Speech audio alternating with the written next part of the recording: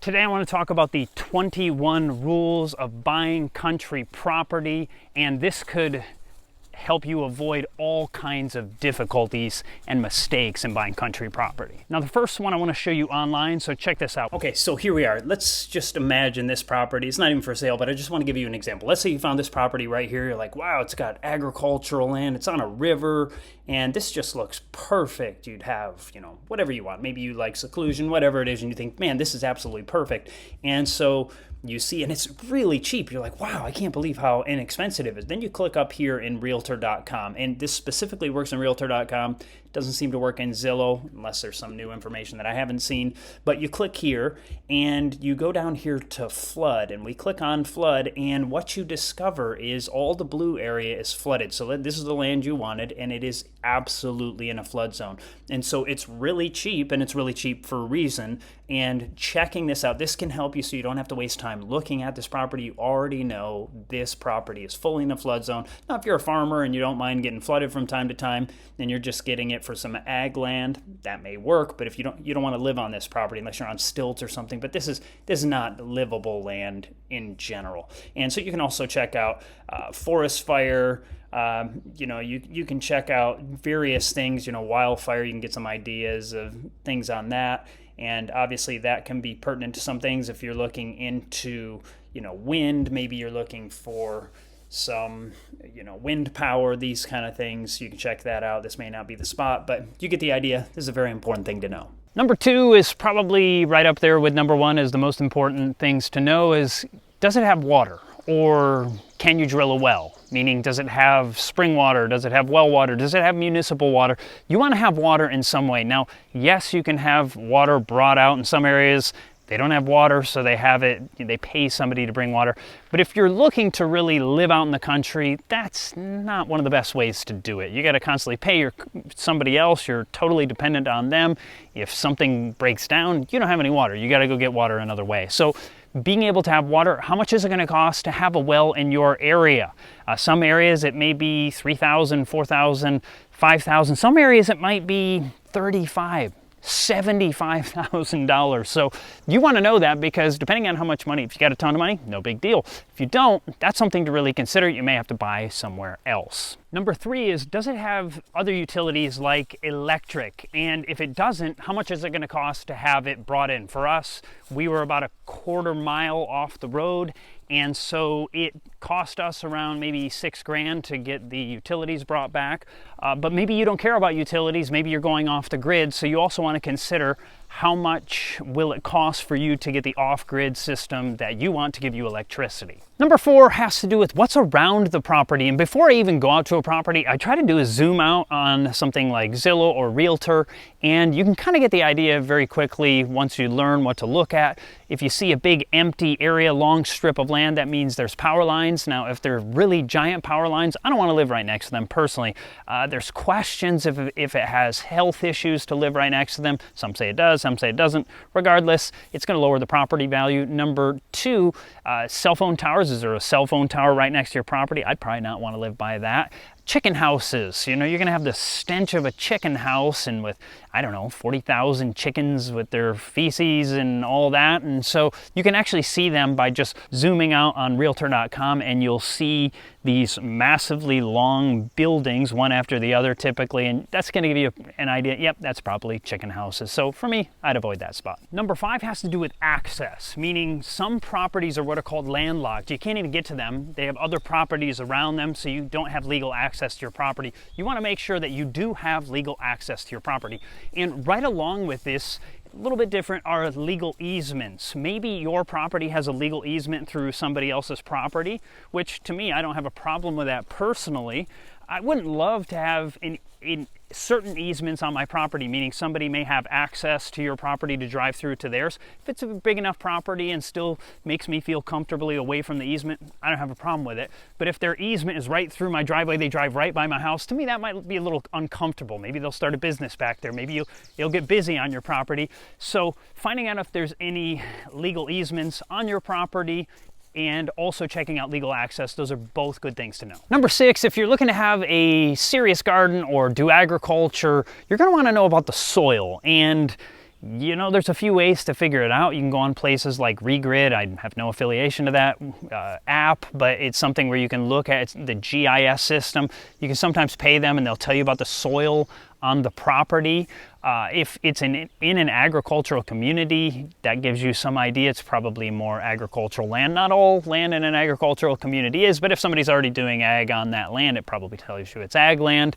But you can learn, there's actual maps that you can learn sometimes connected with the GIS system, like on Regrid, where it can actually tell you. They've already done soil tests and they can tell you what kind of soil is in that area. One of the things personally that I would like to do when actually going onto a property is go down yourself. Now, you don't know for sure just by looking at it, but you could figure out at least how deep the topsoil is, because some properties you dig down an inch and you're like, wow, this looks great. I actually did that on my property, and you get down an inch or two and you're in like sand.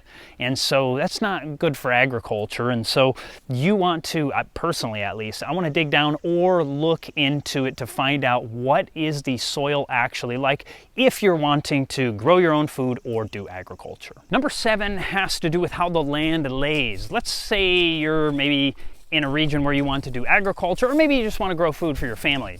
Let's say you're in the mountains. Well, if your property is sloping to the north, it's going to be significantly harder because you're not going to get as good of sun in a situation like that. When it slopes to the south, you're going to get as much of the sun as you possibly can, unless you're in a real canyon at the very bottom of it. So looking at how the land lays can also be very important. Number 8 has to do with zoning. Looking into, is the property that you're looking at zoned in some way? Meaning some areas are considered to be industrial, so you may buy the land and think, oh, I'll put a house here, but it's actually meant to be for industry. And so that's important to know. Or can you actually build on it? And so looking into the zoning requirements is also important. Number 9 is the cost of permits. Some areas you may not even need a permit to build. You can just go and build whatever you want. There's no restrictions. Other areas, it's a significant cost. I may be paid $1,500 or something like that to get the permit to build my house, but sometimes it can be massively more. We were in a certain area that was very rural visiting some folks, and they told us that in their area it costs $75,000 to get a permit in a rural area to build a house. Now, if you got plenty of money, you throw that away and it's no big deal, but to the rest of us, that's a pretty hefty chunk of change. And so figuring out the permits beforehand could save you from some real problems. Number 10, does it have phone coverage or internet? And well, today you can almost get around that almost anywhere in the world because you have things like Starlink, you can get satellite. But if you need just some more standard, maybe internet or some other fashion, many country areas are getting things like fiber optic. And so you may want to know that beforehand. My wife and I, we don't have internet in the standard sense. We actually just have hotspot on our phones. We have a super cheap phone plan.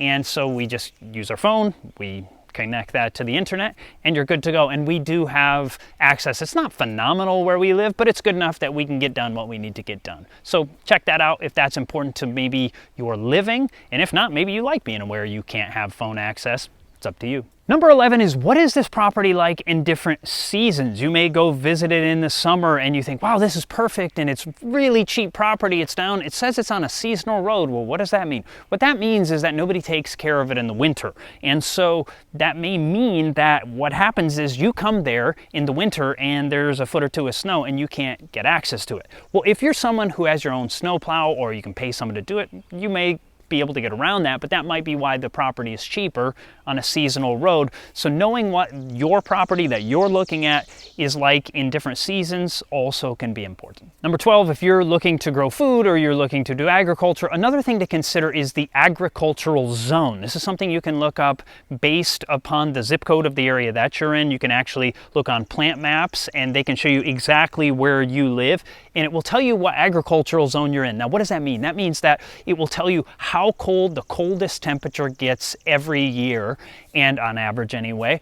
And so maybe the property gets down to 15 degrees. Well, maybe at that point you can grow things like persimmons and various other things that you can't grow in an area that gets down to -40 or something like that. So knowing the agricultural zone can help you get an idea what perennials, plants that you can plant outside like fruit trees, and that they can live through the winters in that area. Number 13 has to do with building permits. Even though we talked about them before, it may be that you live in an area that lets you do whatever you want. So if you're quite poor and you can't do much better, you do something that isn't up to code. And that's okay if you're okay with that, but that may mean that it's going to make it very difficult to sell in the future. Somebody's going to have to buy it from you with cash, or maybe some seller financing. You're going to help them finance the property in some way, because the banks probably aren't going to loan toward that property. They're not going to give a mortgage on that property. And so wherever you can, it's good to build to code if you want to consider resale value in the future. If you don't care about that, well, then that's really up to you. Number 14 has to do with restrictive covenants. What does that mean? You see, somebody before you could put on the deed of your property some kind of future rule that passes down forever with that property, and you really can't change that in general. Just to give an example, some areas, they have all kinds of covenants. Like they will say you can build a fence, but it has to be no more than 3.5 feet tall, and it has to be white. And I'm not kidding. They actually have areas that have such stringent codes and regulations, at least on your property. It might be in a HOA, Homeowners Association, or something like that. But knowing about those things could be important, because maybe you don't like those restrictions. I sure don't. I don't want to be on a property like that, but you might like that. And so that's really up to you. Number 15 has to do with getting a survey of the property. Now, what is that? For those of you who don't know, basically it's having someone come out, and a surveyor will come. They will put stakes on the corners or in certain areas of the property, and then they will also maybe flag it if you pay them to do that, so that you'll know the lines of your property. And now you may think, well, when I bought it, it had some flags already up, and that's probably good enough, right? Well, maybe, but maybe just the previous owner kind of thought, well, I think this is where the line is, and so they put it up. When we had our property surveyed, we knew where we believed the lines were, and it turned out that one of the corners was, I'll bet, 100 feet off. Now, it's one thing if it's 10 or 15 feet off, but when it's 100 feet off, that's significant. What if you would have built your house off of the property, and then somebody comes along and say, hey, you built your house on my property, or you built your barn on my property? Now you're in a heap of trouble. So having a survey is very important. The trouble is they can be somewhat expensive, and so it's great if you can get the seller to do it, but often when you're in more of a seller's market, that's a bit harder. You may have to pay for it yourself. Number 16 has to do with mineral rights. And what is that? I could sell my property today and then write in the deed that I own the rights to the minerals on this property. So the next person that buys it, I may still be able to be extracting oil out of this land, or other minerals from this property. And so you own a property now that you don't have the mineral rights, and so heavy equipment's now on your land, or something along those lines, that you don't have any legal recourse to say, no, you can't do this, because somebody else owns the right to that. So you can figure this out with the Register of Deeds with the county, and you can find out, does anybody else own the mineral rights? Number 17 we kind of talked about, but homeowners associations. Does it have a homeowners association? Some people like it because it keeps everything pristine in the community, and keeps out certain people, and that's why certain people like being in an HOA. But that means you're losing a lot of rights, and other people kind of get to control your property. And if you like other people controlling your things, that might be wonderful for you. Someone like me, I love freedom. I appreciate freedom. And so to have something without that, I want to know that I'm in a community without it. But either case, everybody's got their own preferences. Number 18 has to do with property taxes. How much are the property taxes in the region that you're living? Can you even afford it? I mean, some places are so expensive. There's areas of the country like northern New York where some of the properties are super cheap. I mean, it's some of the cheapest land in the country, and beautiful land also, quite cold in the winter, but extremely high property taxes. It blows my mind how high it can be up in those regions. And so sometimes you can offset these things by making your property agricultural. That's a way you can lessen the taxes. But finding out how much the taxes are going to be, because you might be thinking, oh, I can afford that, but can you? Adding on the taxes. So looking into that's also important. Number 19 has to do with your vocation. What do you do for a living? Can you work on the internet? Many people are moving to the country because they can now just telecommute. They don't actually have to commute at all. They're just online, and that works out perfectly. Some people, they drive, you know, an hour into the city, and if you're comfortable with that, that's not a problem also. That gives you some freedom of being in the country and some of the peace of that, but still you're able to make it to the city. I knew a man who, amazingly enough, would drive 4 hours one way into San Francisco and 4 hours home every single night to be with his wife.